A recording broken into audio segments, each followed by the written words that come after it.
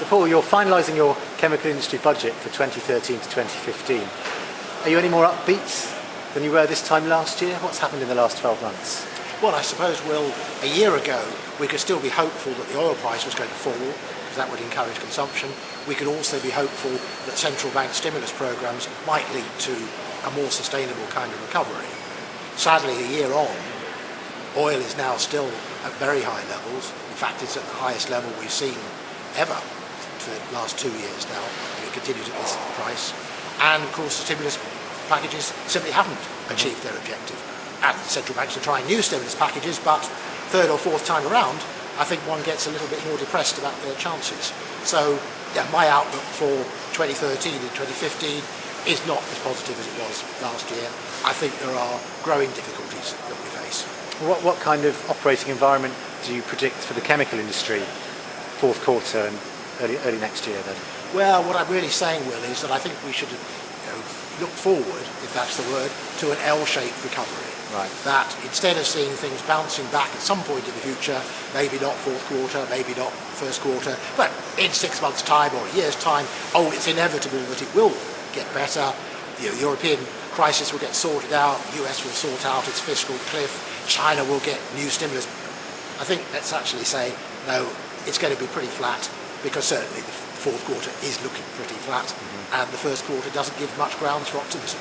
In terms of operating rates, what do you I think we're seeing in ethylene at the moment, worldwide, somewhere around the 80% level, and to be honest, I think we'll be lucky to hang on to those as we get towards the end of the year. Okay.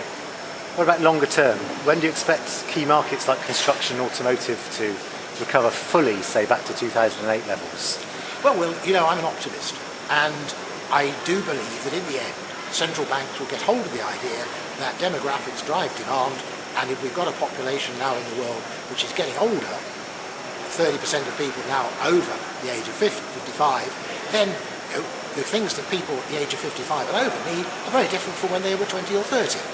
And it's much more of a replacement market, because older people have mostly got all the stuff that they need, and if they want to buy a new sofa because it's wearing out, well, they can put it off for a year or two. It's not like when they were a young couple setting up home for the first time. So growth will be much slower. It's going to be that kind of L-shaped recovery. But if central banks focused on that, instead of trying to return us to where we were, then of course there are lots of things they could do.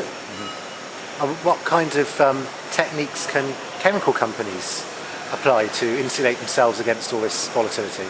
Well, they can almost move forward on their own. Right. You've got two fantastic opportunities in the midst of this crisis. The first is the growing number of people over 55, and almost nobody is making products or services for them.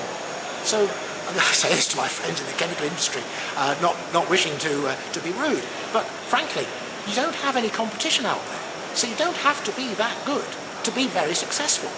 And that's the kind of market that, as a chemical industry man myself, I rather like. Equally, if we look at the emerging economies, we see billions of people who have now moved out of poverty for the first time. In China, 20 years ago, 60% of people were earning less than $2 a day. Today, only 6% are. Fantastic improvement. But again, almost nobody is making products and services for that group of people with a little bit of money to spend. Datsun, Nissan, is relaunching the Datsun as a $3,000 car, aimed at those people.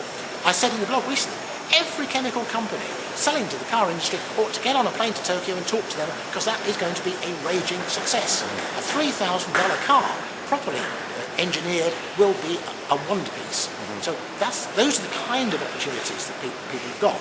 If they wait for the central banks, I think they'll be waiting until they go bankrupt. Thanks so much, Paul. Thank you.